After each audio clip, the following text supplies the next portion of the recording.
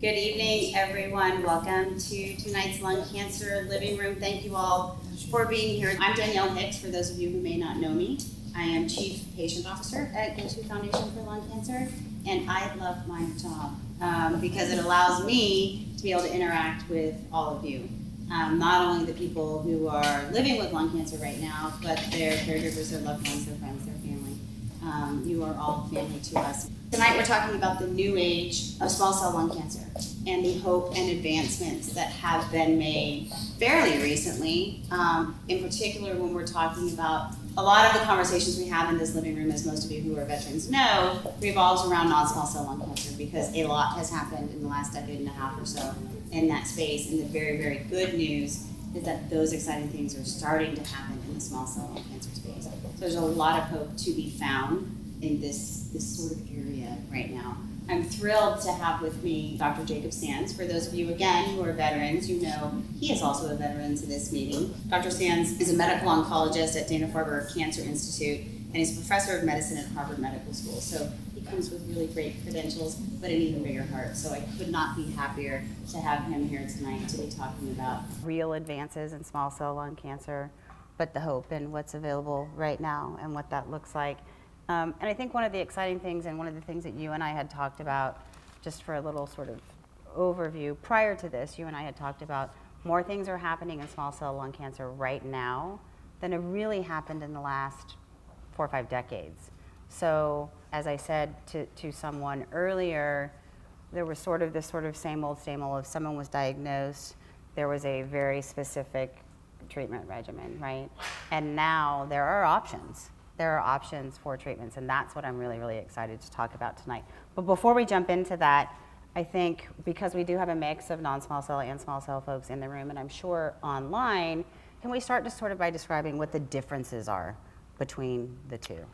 Yeah, I'll explain it, but I also think that this is a common thing where, especially when the diagnosis is not yet known and we're getting the biopsy or we're waiting for biopsy results, patients will say, well, which one is better? And I say, look, you know, we're not choosing. It just is what it is. And so the comparison, I don't know, we'll mention it, but it's not the point. The point is that people have what they have, and that's where we're starting from. Now, small cell lung cancer tends to be a diagnosis that grows very rapidly. Now, the good news is that at the time of diagnosis, the treatment tends to work exceptionally well. And so the tumor shrinks very quickly with chemotherapy. It shrinks very quickly with radiation. The challenge is that at progression, when it grows again down the line, it's kind of a different diagnosis than at the beginning. Now, there's some nuance to that as far as expectations in the next line. Generally speaking, the targeted therapies that we talk about with non-small cell lung cancer, the pills that some people are on, are rarely something that's relevant to small cell lung cancer. We can discuss that a little bit. The paradigm of treatment and the expectations or the scenarios are a bit different between non-small cell and small cell. But you know, talking about non-small cell is like, okay, well, are we talking about certain genomic alterations? Are we talking about something with a high PD-L1? Those are different diagnoses in themselves. And so I guess that kind of just introduces the idea that everybody with a lung cancer, although we kind of bucket those into common categories, and we talk about those often as if it's all the same, it's not. If we took any lung cancer, and we looked at all the mutations that exist, there probably aren't 2 that are identical. You know, we might say a lot of people with an adenocarcinoma, even adenocarcinoma with an EGFR mutation, getting very specific, those aren't all acting the same. There's a broad range of how those may act. And same thing with small cell lung cancer. So even these comparisons between different tumor types are an overview that is not necessarily an acknowledgement of the fact that each of these are unique in themselves. And which means that the most common question I get is kind of something related to, well, how is this gonna go? How long is the treatment gonna work for? How long am I gonna live? These types of questions. They're impossible to answer. There's broad range of possibilities. And we can discuss some of that. I think the challenge for any one individual when I'm talking to them is it can feel a lot like I'm sidestepping questions, but you really can't know. So then when you're talking about comparing non-small cell and small cell, it's an important question as far as kind of setting the frame of things, but as far as any one individual's experience with their diagnosis, that's a different topic. Yeah, I agree wholeheartedly, and I think what Dr. Sands is talking about is really this personalized medicine, and no two lung cancers are the same, up to, but not just including what type of lung cancer, right? Non-small cell lung cancer is the most common, right? Yeah. But underneath that umbrella of non-small cell lung cancer, with the development of driver mutations, and you touched on this a little bit, we have created a subset of very rare, honestly, types of lung cancer within that bucket. And where small cell lung cancer, as a general umbrella, used to be the smaller, now because of how this is all parsed down, that's not necessarily the case anymore. And I think that's where I've seen, and this is my opinion, but we've seen this sort of shift in research being done, particularly in small cell lung cancer, where all of a sudden a community of people diagnosed with small cell lung cancer that was largely neglected, might be a strong word, but not a ton of money was put into research for this subset of patients, whereas now... That's true. Although I think it's more that it's just been a very challenging diagnosis. Because the science is moving faster and faster. So things like knowing that DLL3, a receptor that is common on small cell lung cancer, is a target that is valid. And there are multiple drugs being developed now that target DLL3 in different ways that have shown promising results. And so I think as the science has sped up, it's given us more information for how better to create these different drugs that will effectively treat small cell lung cancer. To the point you said, there are more drugs in development now for small cell lung cancer than the culmination of all prior studies for small cell. There is a boom of science going on right now. Yeah, there really is. And I shared with someone earlier that, 15 or so years ago when I started going to ASCO, which those of you in the room, and I'm sure those of you who are veterans online are familiar with, which is the big American Society of Clinical Oncology, the big annual cancer conference that happens in Chicago every year. Back when I first started going, I would walk through the convention hall, and I was hard-pressed to find a lot of people working in lung cancer anywhere, right? And then that has grown into, you're hard-pressed to find anybody who's not. And now similarly with small cell lung cancer, you're hard-pressed to find these big, large pharmaceutical companies who are not diving deep into it. We'll come back to the DLL3 because Dr. Sands mentioned it, but first, let's talk a little bit about staging for small cell lung cancer because it differs a little bit from how we stage other types of lung cancer. Yes and no. Yes, the way that we broadly do it, there is still kind of the stage 1 through 4 for kind of more nuanced clinical trials, research aspects. But broadly speaking, how you treat small cell lung cancer is largely either a single nodule and plus minus one lymph node that's really out to the periphery that might be treated with surgery, followed by chemotherapy. More broadly, and that's an uncommon scenario, this is something that would be more commonly picked up in something like lung screening. Inherent to this topic is mentioning lung screening, which maybe we can come back to make sure we touch on. More commonly, though, limited stage ends up being a lung mass and lymph nodes, often in the middle of the chest, but nothing beyond. And if it's all limited within that area, it's considered potentially curable, and it is treated aggressively with chemotherapy and radiation. Now, everyone here and online may already know this, but usually when I'm seeing someone in the office and they've just been diagnosed and we're talking about chemotherapy, I'll often make the comment that many people picture that with chemotherapy, they're going to be laid up in bed vomiting without hair. And often people respond, well, that's exactly what I thought it meant. And now the chemotherapy for small cell, people do lose their hair. But thankfully, this whole idea of being laid up vomiting really broadly does not happen. Our anti-nausea medications are so good that that's not typically an issue. Now, it's not saying it can't be, but broadly speaking, it's not often what people picture. So the chemotherapy with radiation is the way that that's treated. Now, a separate topic is radiation to the brain, which we can potentially touch on. That's become a bit more nuanced and is certainly worth discussing with a radiation oncologist, whether or not to get radiation after finishing chemotherapy in extensive stage or chemotherapy and radiation in limited stage in both of those. But that would be the treatment for limited stage. Now, extensive stage, we've had a big advance, really about 5 years ago at this point, Now, extensive stage is spread beyond the chest, essentially, or too much to fit within one radiation field. So it's more than you could encompass with that very aggressive treatment we talked about, chemotherapy and radiation. And that is now treated with chemotherapy plus immunotherapy. Now, immunotherapy has been revolutionary, not in the treatment of everybody, unfortunately, but a subset of individuals that really have ongoing, extraordinary disease control in some cases. And I'll go so far as to say, I think that there are some individuals that are actually cured of this incurable diagnosis when it is stage 4, when it has spread, with the incorporation of immunotherapy. We see people that are sometimes many years now out.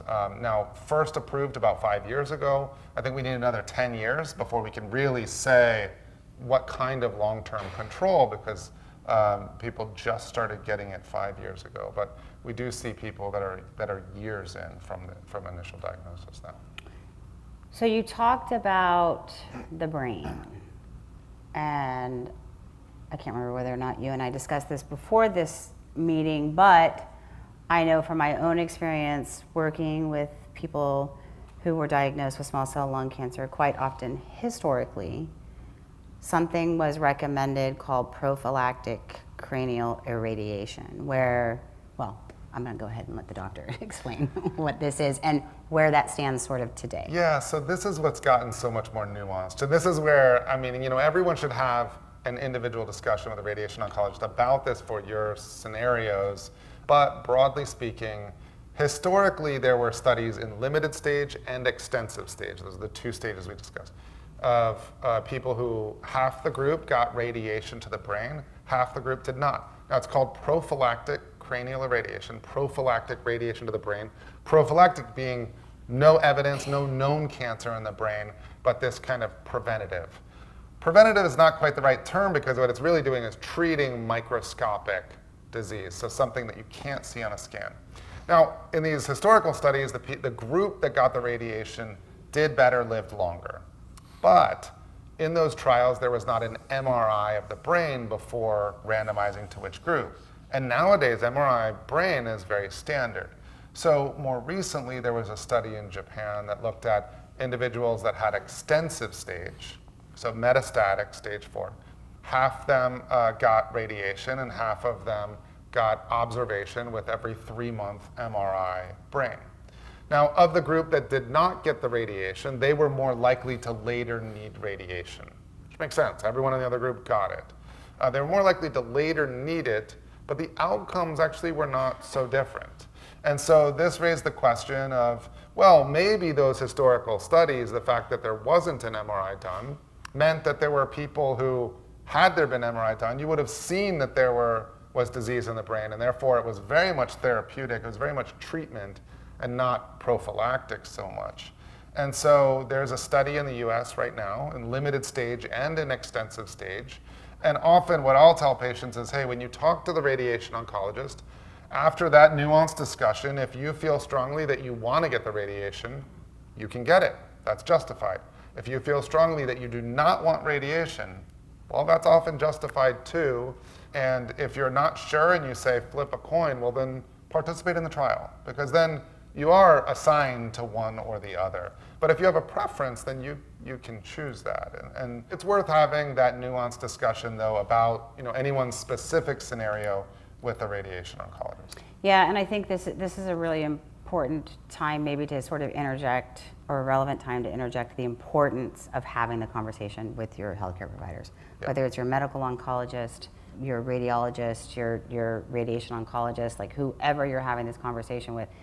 It's important that you educate and empower yourself to be able to have these informed conversations, right? Because you don't know what you don't know. You don't know that you should be talking to Doc X, Y, or Z about X, Y, or Z unless you know what X, Y, or Z actually are. And so I think that's an important thing that we try to do in this living room and in other program areas across GoTo, is bring you this information. And when we're talking about this prophylactic sort of, cranial irradiation, that's a big decision, because radiating the entire brain does not come without its own potential set of, issues. That's right. Now, there have been some advances. The way that radiation is done now is a bit different than the way it was done before. They now spare areas of memory. There are some drugs that can help prevent some of the side effects too. I think it's often a much scarier kind of an idea than the experience of it, meaning, we're talking about radiation to the brain just as a concept is often a scary kind of idea.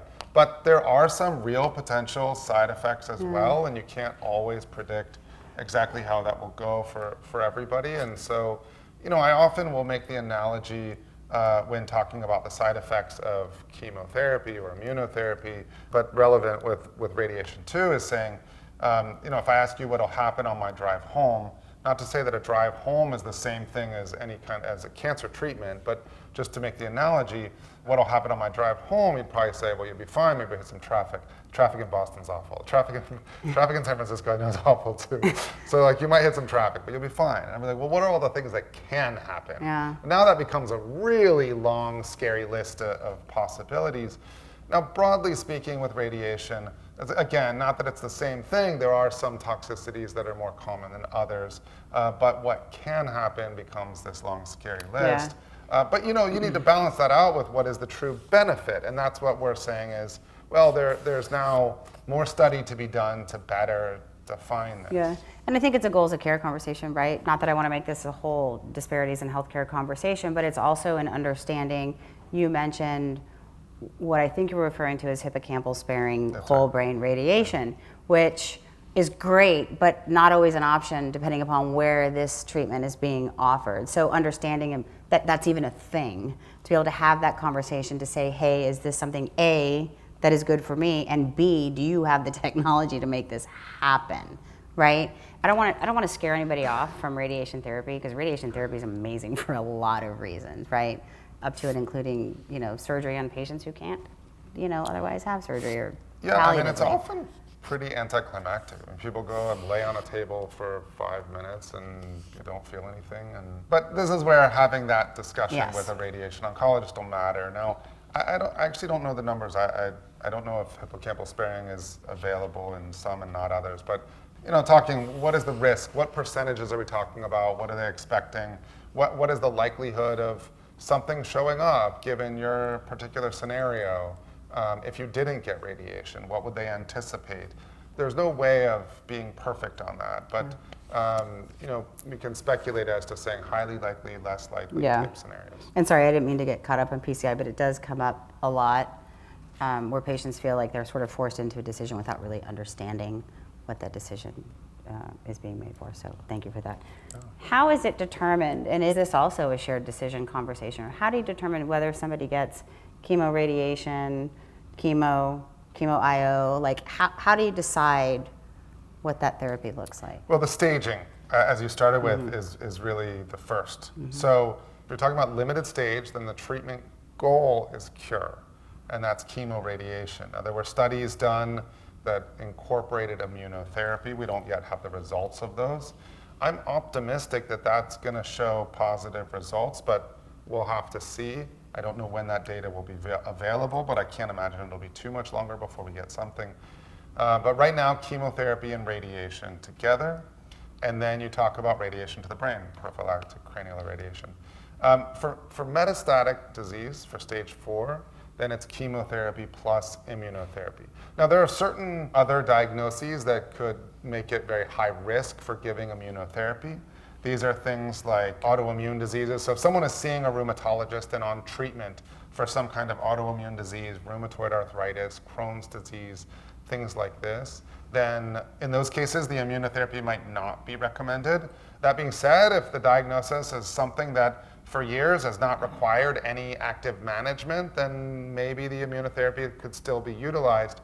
And that gets into some specifics that really requires meeting with your doctor to talk about those. Yeah. Michelle, I think you have a question online.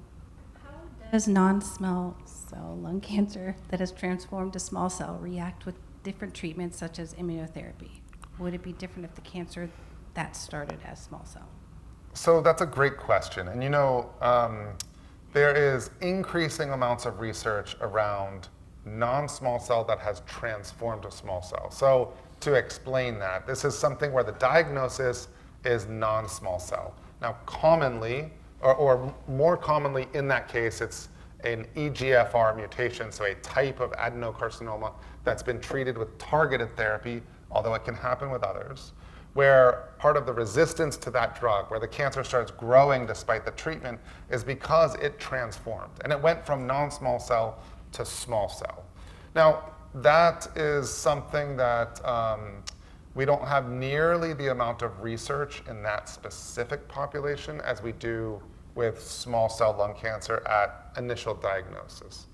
But the research that we have really suggests a lot of similarities.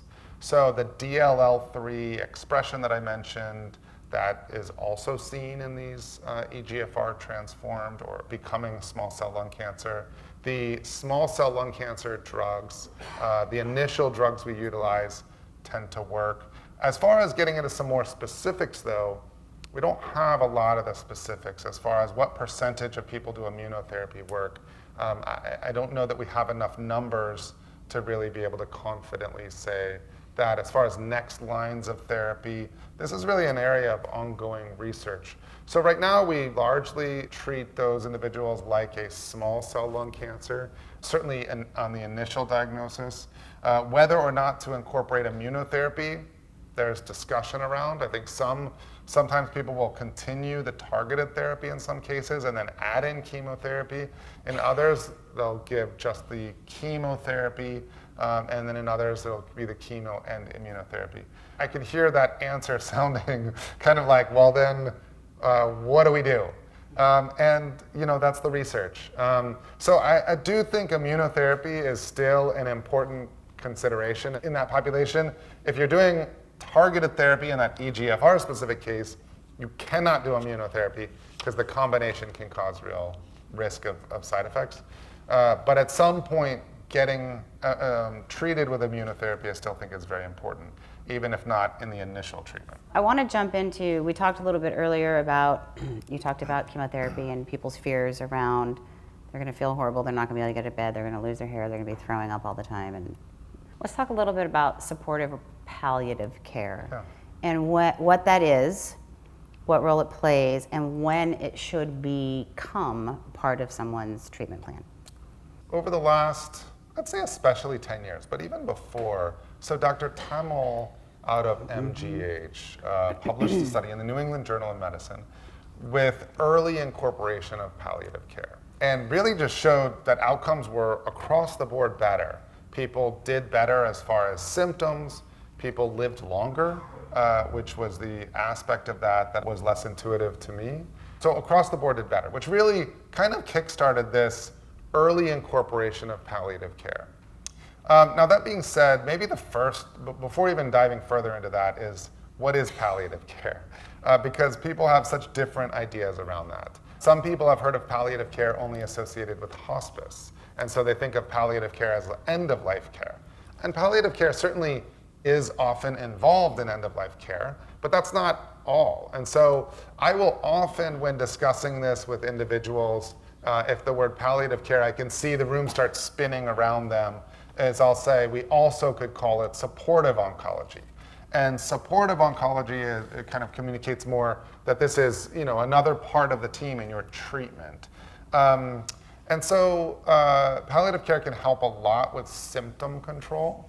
And sometimes they can also help people kind of get their feet on the ground a little more too. I'll say one of the things that drove me into oncology is I don't think that there's another field in medicine that incorporates or kind of pulls in the whole person as much as oncology. It is not just the body and the disease, but the mind and emotions and all of this.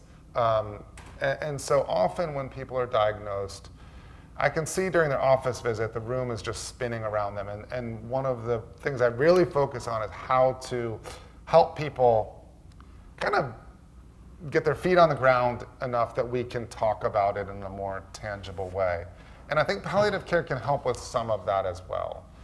I see from the patient experience, just in what I'm observing in people when they come in, oftentimes the discussion with the medical oncologist the discussion will be a little different than when talking with other team members. I think often with nurses, patients tend to be a bit more explicit about their experiences. They'll discuss the side effects a bit more. Often with the oncologist, I see individuals not wanting the doctor to hold back or wanting to make sure they're getting everything. So they say, everything's fine, just keep it up. And so having these different team members that can kind of interact with the patients and the different aspects of their truth of what they're going through and put those pieces together to really treat that individual the best can be extremely valuable. Hopefully that's all making sense, because this is kind of an intangible topic, but there's mentioned sometimes that doctors they kind of talk over patients, and there's this idea out there. And I think we all experience life in an emotional way, especially with something as big as cancer. That's a very emotional experience. And so when you get the doctors coming in and just kind of talking the intellectual or talking the facts or the objective, sometimes those don't quite connect. And so these other team members that can kind of incorporate the whole experience and then have a shared coordinated group care can be extremely valuable. So palliative care engages more on this as well, but also any symptoms that you're experiencing. So things like nausea, if that is more of a problem, things like pain, if that is a problem, other types of symptoms, they'll be very focused on some of those and can often add to that. I do not tend to involve palliative care for all patients, but I think in somebody who's having symptoms, I am more attentive to the idea that it might not be as well controlled as I think, and if I have any hint that there's maybe something more that could be added within that, then I'll incorporate palliative care in those cases. Quality of life is a big issue here, right? When we're talking about potential side effects and the supportive care to help improve quality of life.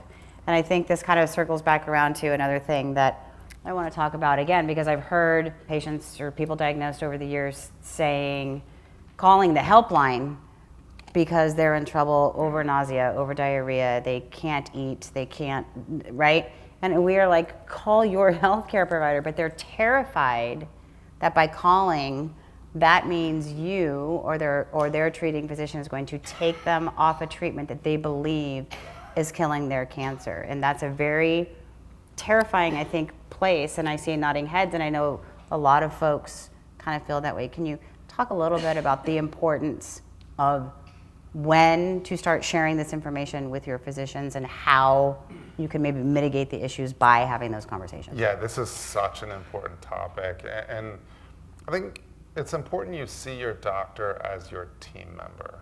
It seems natural to kind of have an idea of what one thinks should happen, or have a strong belief that because they want that thing, then this is what should happen to get there.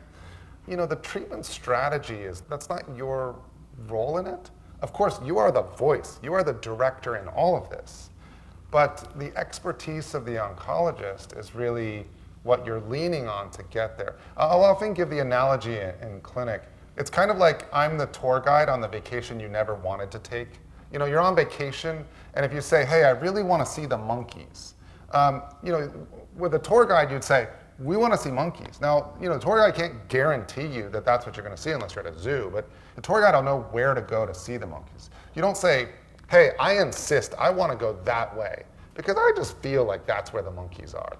And hopefully that analogy kind of helps in saying, okay, you want to, in many cases, have as good a quality of life for as long as possible. That's what most people broadly want. And so the discussion with the oncologist is, I want good quality of life for as long as I can. And they'll say, that's typically what we're doing. And so then you being very honest about what you are experiencing helps your oncologist to then shape the treatment for that. So when someone is just trying to really just push through these treatments because they believe that by pushing through them they're going to get something, but they're withholding that from their oncologist, they're not giving the oncologist the information that oncologist needs to actually get to those goals.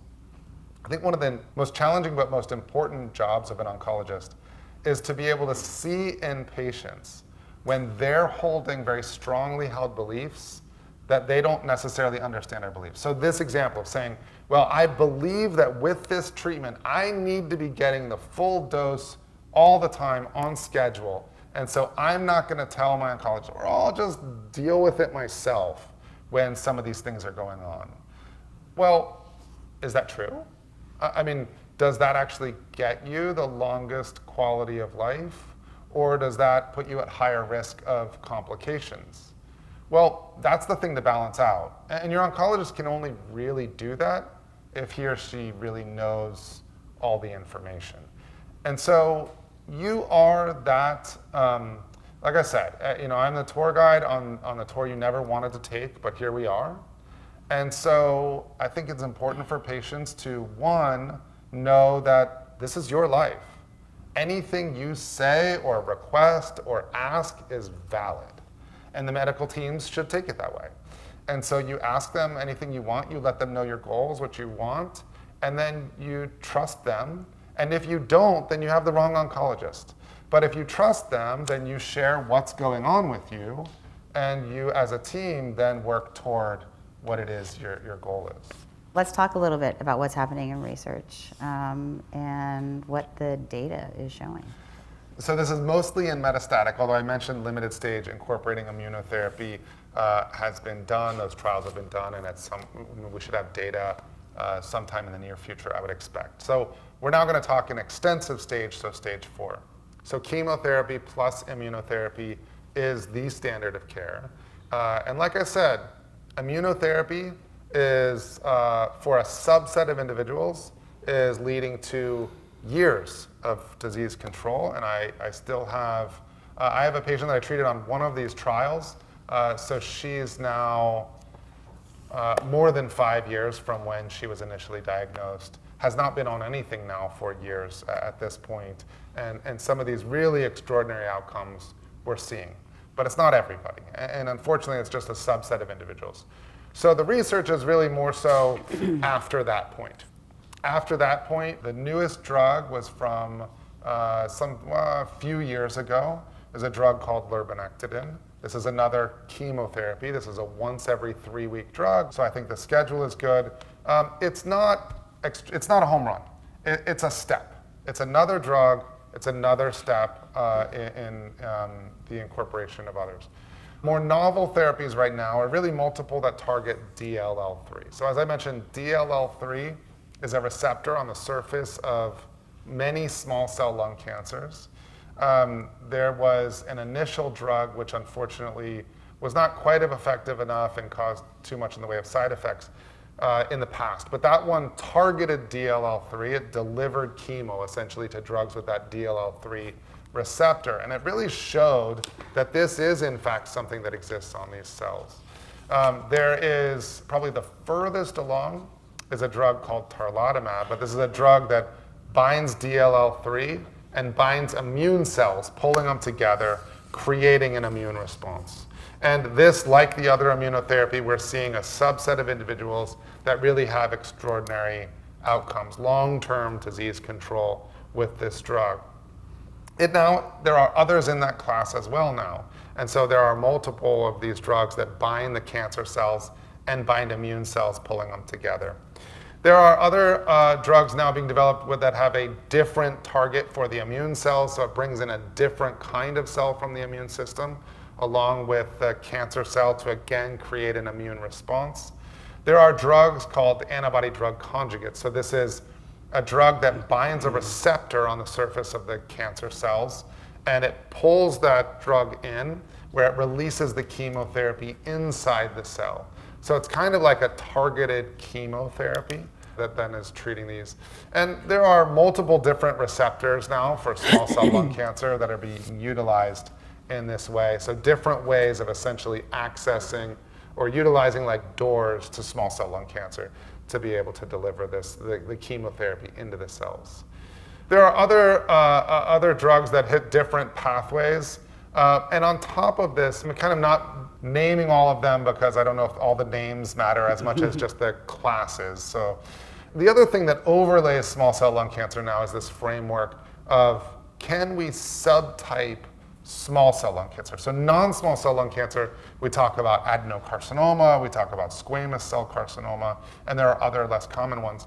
Within small cell lung cancer, it's just been all small cell lung cancer. But what we see is that there are probably 4 broad subtypes of small cell lung cancer. Now, those have been defined, and how best to test those in a way that's really scalable, I think still needs to be sorted out a bit.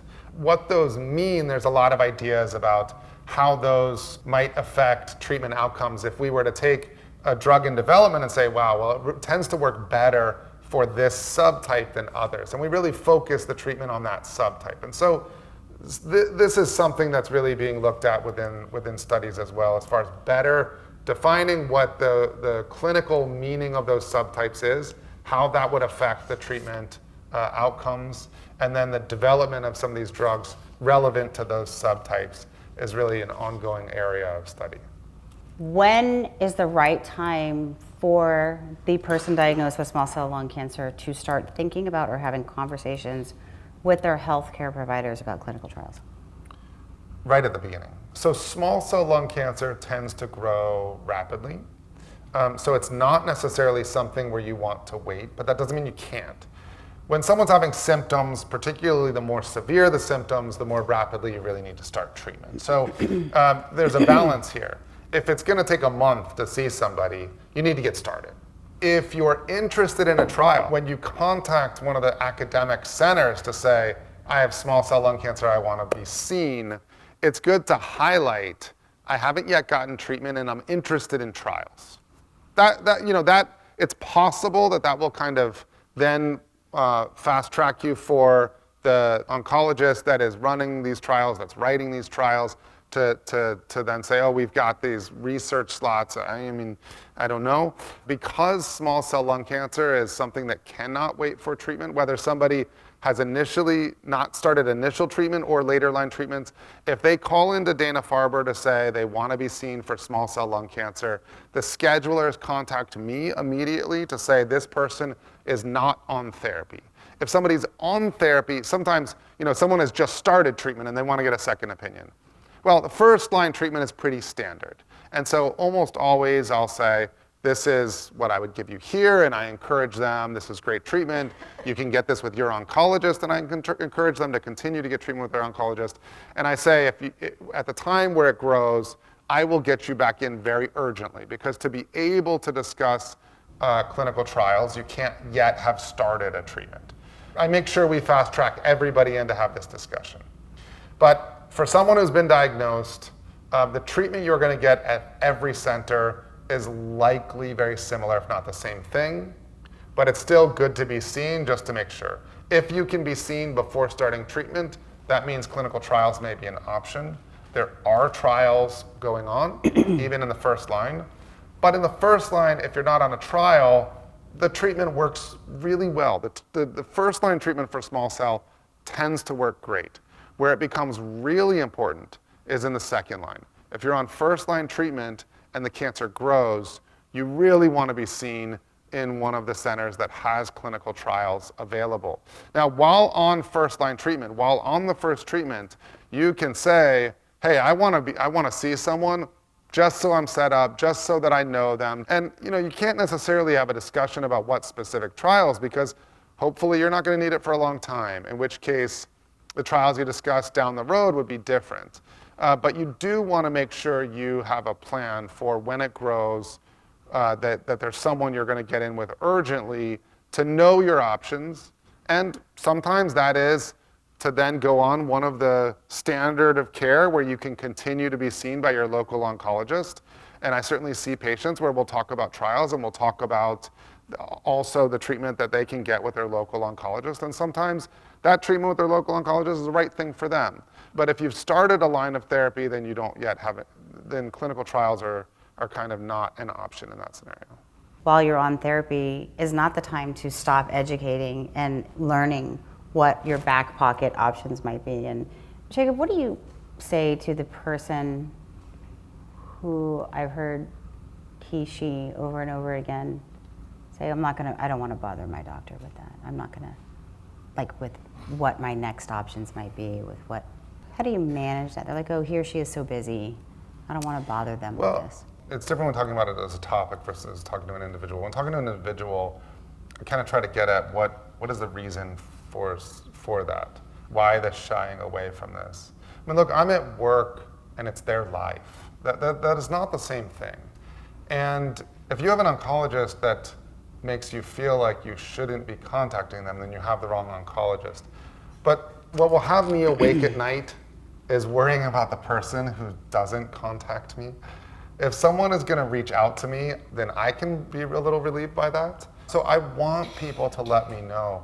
It's also particularly painful for me if somebody has not reached out and now things have gotten bad enough that they have to be in the hospital or there's something more to manage. I don't want people to have to go through these types of things. So look, the whole point of this is you. The whole point of the work is you. And all of the discussion about the dosing and all of these things, I often tell people, we do all of this so that they can live their life. They don't live their life so that they can be treated for cancer. Now, those inherently are going to be zipped together in a lot of ways, but it's how can I help people kind of get back to their life as much as possible. It'll never be the same. They have the diagnosis. We're not avoiding that, but how do we get back to the other things? But the only way to do that is for them to put the cancer stuff on me, and that's my job, and that's what I want to do for them. So I just can't do my job if they're not reaching out. I want to hear from them. And if for whatever reason you feel like you're not getting that, then maybe you have the wrong team, but more than likely, I think people kind of shy away from it sometimes. It's like, it's been too much. Sometimes there can be guilt around it too, which is the most painful for me to see. So this is your team. And when you show up, that's what gets the best thing for you. And that's what we all want. I feel better when I see patients do better. It hurts me when I see patients not. It's painful to me. I know it's more painful to them and their families, but it affects me and affects the oncologist too, and we want the best, and so we need people to reach out when they need it. That just sort of touched on some non-clinical advice. What other non-clinical advice would you give someone diagnosed with small cell lung cancer? First of all, a cancer diagnosis alone, just a cancer diagnosis brings with it a train of expectations and beliefs and all of that. What that diagnosis means, what's going to happen to you, what you're going to look like, what your life is like from that point forward. And not only does it do it for you, it does it for everyone who knows. And so having this diagnosis, sometimes people tell me they feel fine, it's just that everyone keeps treating them like they're sick. And so, if you do feel okay, and everyone's treating you that way, then it becomes this, some people will tell me, I'm constantly counseling others about my diagnosis. So, first and foremost, I'd say when a diagnosis happens, get your feet on the ground, center yourself. You are the same person. You have a diagnosis, but you're the same person. That's not minimizing the diagnosis. I'm not saying it's small, but get your feet on the ground.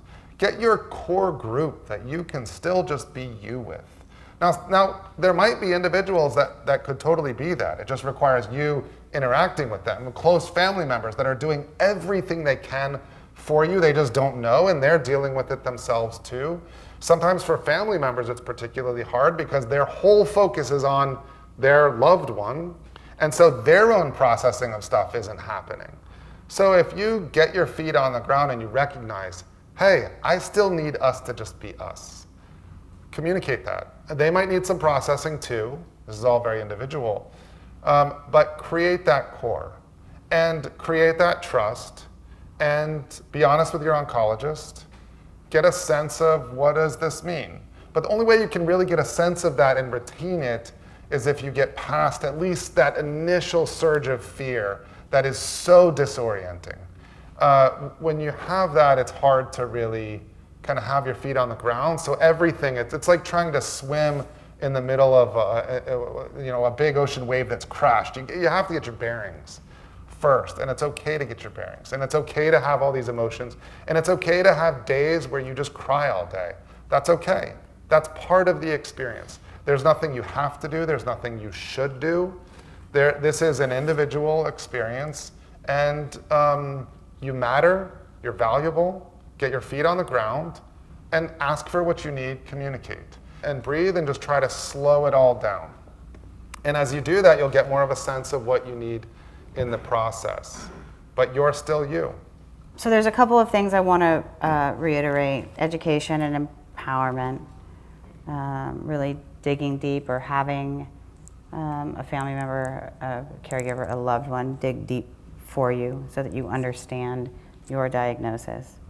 Ask questions. Don't be afraid to talk to your healthcare providers. Like Dr. Sands said, if they don't like you asking questions, they're probably not the right person to be treating you anyway. Go to. We have resources and support for both non-small cell and small cell lung cancer patients. Lean on us. We are here to be extensions of your healthcare team to help with that education, support, and empowerment. And as those of you in the room and many of you online, or those watching later know that have connected with us, know we mean it when we say what Dr. Sands just said. You are not defined by your cancer. You are your own person, right? Know who you are. Second opinions are important, particularly in a lot of the work that we do in our outreach into more rural communities of this country. Folks don't always have access to people like this guy right here, right?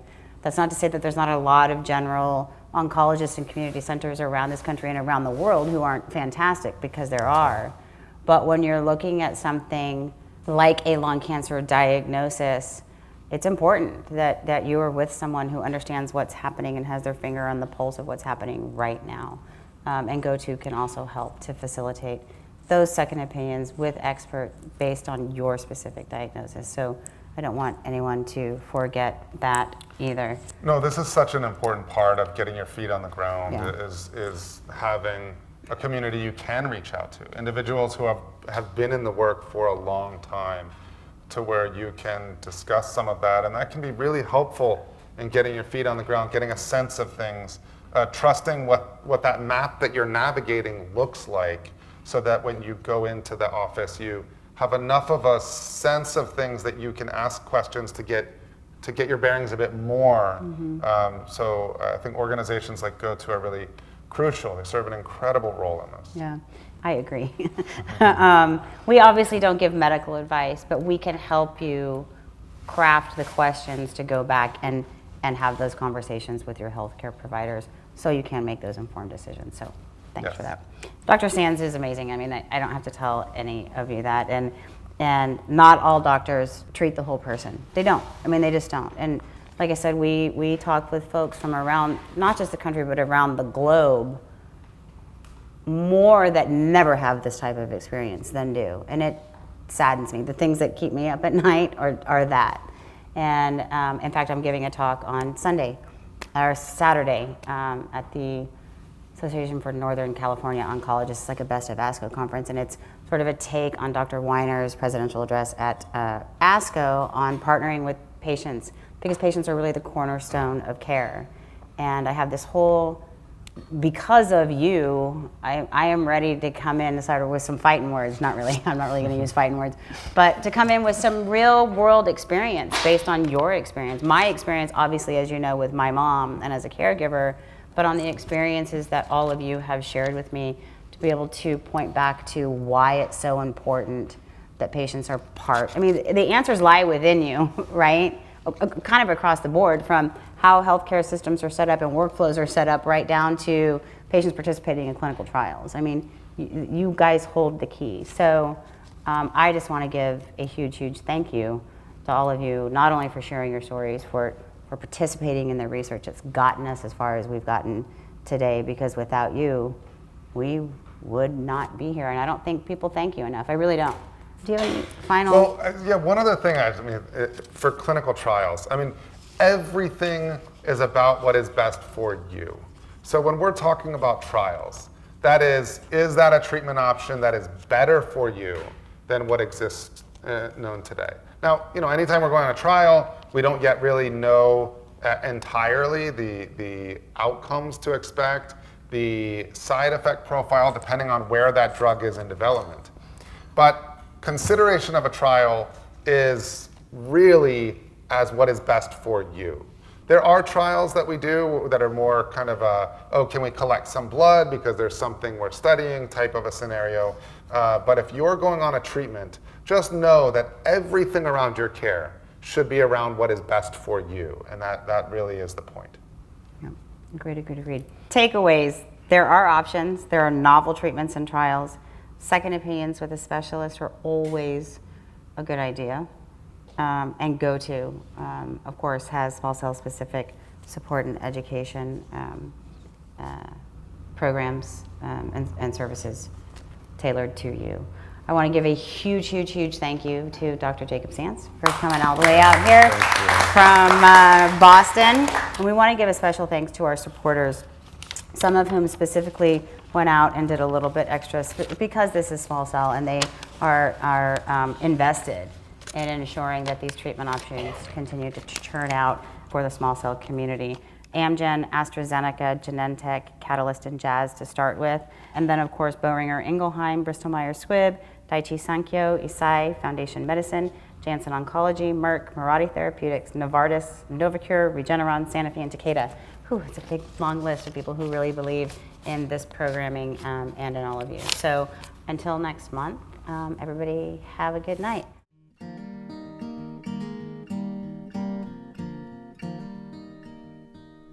So I'll be brave if you're brave. I'll be brave, but only if you're